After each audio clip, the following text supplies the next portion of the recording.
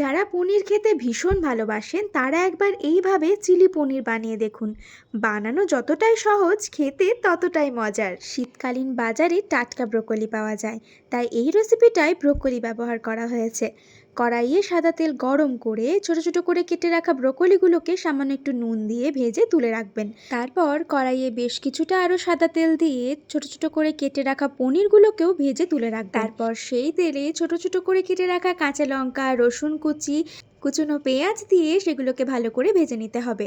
পেঁয়াজ একটু ভাজা হয়ে গেলেই তার ওপরে ক্যাপসিকাম কুচি, টমেটো কুচি, স্বাদমতো নুন দিয়ে সব কিছু ভালো করে মিশিয়ে নিয়ে 3 রকমের সস, তার মধ্যে tomato sauce, chilli sauce, soya sauce দিয়ে সব কিছুকে ভালো করে মিশিয়ে নিতে হবে। আপনারা মিষ্টি পছন্দ করলে সামান্য একটু চিনি ব্যবহার করতে পারেন। তার ওপরে 2 কাপ জল দিয়ে, জল যখন ফুটতে শুরু করবে, ভেজে রাখা পনির আর ব্রকলি দিয়ে সব কিছুকে ভালো করে মিশিয়ে নিলেই চিলি পনির একেবারে তৈরি। ফ্রাইড রাইস হোক কিংবা রুটি পরোটা, এই রেসিপিটা জাস্ট তাক লাগিয়ে দেবে।